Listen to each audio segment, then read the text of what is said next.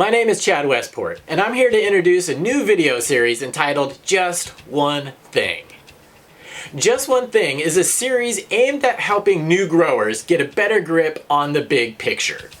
Instead of approaching the growing process with one big giant brushstroke of paint, in less than 10 minutes, I'll quickly discuss just one topic with a variety of experienced growers. And that will help you get a deeper understanding of the multiple pieces that make up the growing process. It might be a nutrient, a procedure, a trick, something critical, or simply a part of the process they have a deep passion for. The more a grower understands, the better they can control their garden, and I know just the people to help us with that.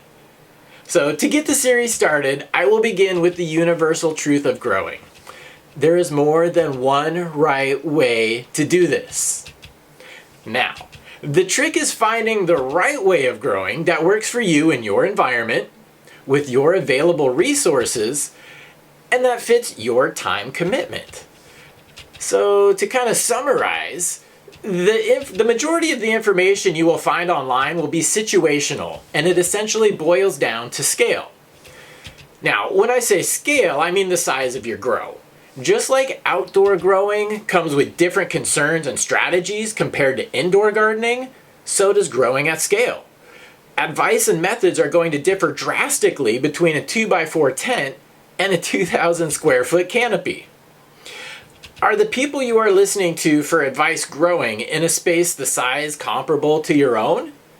This will factor and have a direct impact on your success. Let me give you a few instances of how advice can vary. As an example I often use, can you imagine a 2,000 square foot room using clip fans to move air around and through the canopy? Now, can you picture a 4x4 tent with a giant 2-foot oscillating wall fan? These little details make a difference, although they serve the same purpose of moving air. How about those who live in apartments in the middle of a major city in a place where growing isn't tolerated? Well, what do you do with all of your extra soil every other month, and how do you explain it to the nosy neighbor? Soil grows might not be practical for a person in that situation, which would make me consider recommending a hydroponic type setup in those circumstances. Speaking of soil though, let's talk organic growing for a second. You may have heard people talk about growing with synthetic nutrients, and you may have heard others talk about living soil and organic practices. Both work. Each come with their pluses and minuses. But back to organics and soils for a second. When you're listening to experts tell you about this wonderful soil food web and the rich organic soil capable of sustaining your plants through an entire grow, just add water and a little top dressing, what they aren't telling you is they're not using 1, 2, or 3 gallon pots. Organic soils are like a battery, and you need a large enough battery to sustain your grow. Therefore, the smallest pot size commonly used in an efficient living soil system, and this is still debatable, but about 10 gallons, sometimes 7, 10 gallons, that's as small as you want to go. You can't fit many of those in a small tent. There are ways to still grow organically in smaller pots, but it is more work and attention than what the big growers have to give it. Again, the size of your grow impacts what advice is beneficial and what doesn't apply to your situation. So on that note, carbon dioxide. CO2 is something widely used amongst professional growers to boost yield. However, there are a few things that make the use of CO2 more efficient. To obtain the most benefits from added CO2, a grower will need to run their room hotter. They'll need to use a more intense or high-powered light, and the room should also be completely sealed. Otherwise, you're just kind of venting the additional CO2 right out of the room. If you meet those criteria, you can definitely benefit. But if you're in a small grow room or a tent and it's not like that, the results might be less effective, and many debate whether the effort and the costs are actually worth it.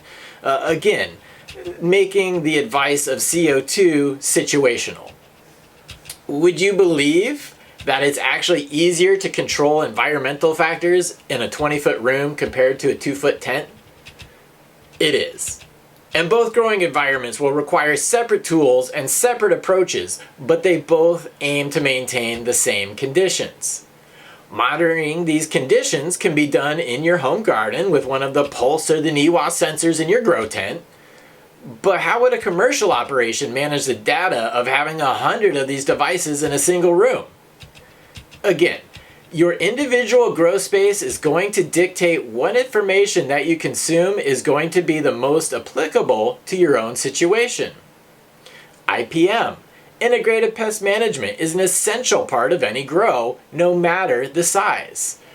However, once again, there can be large differences in approaches between grows of different scale. In a commercial grow, pest pressures are generally not detected until there is a critical mass of infestation.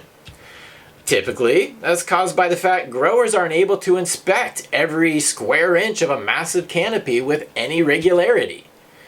In large-scale growing, an infestation can mean financial ruin.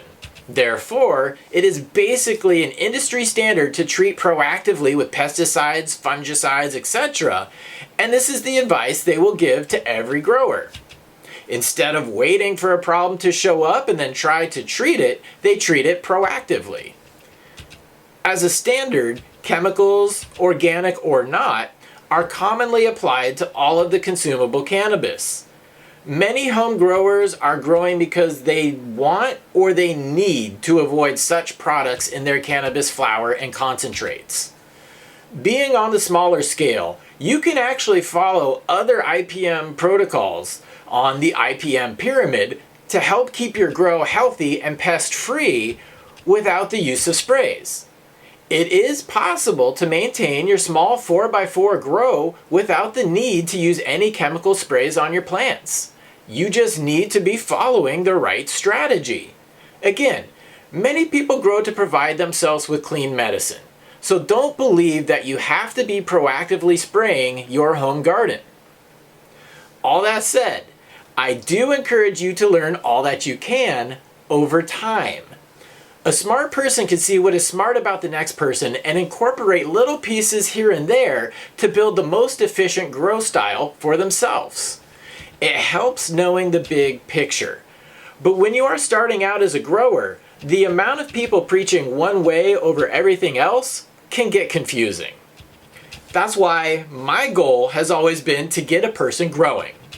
And then the goal is for them to become proficient in that chosen method in order to reliably provide themselves with medicine. I then encourage growers to branch out and experiment with different methods and practices. There are a lot of options. Like I said before, there is no one way that is the end-all, be-all, one-size-fits-all style of growing methods. So, for this inaugural episode of the new series, I just wanted to remind everyone that it is important to consider the scale of the grow that the experienced grower offering you advice is working with. Different situations can call for completely different protocols, and that's just my one thing to know as you get started on your grow journey. So thank you for joining me today for the first video in the Just One Thing series, and I hope you take the time to leave a thumbs up and subscribe to the channel. There will be a whole busload of diverse, top quality home and professional growers coming through to share with you their Just One Thing. You can find me on chadwestport.com, also chad.westport on Instagram, and I appreciate you guys hanging out and listening tonight. Everybody, party on!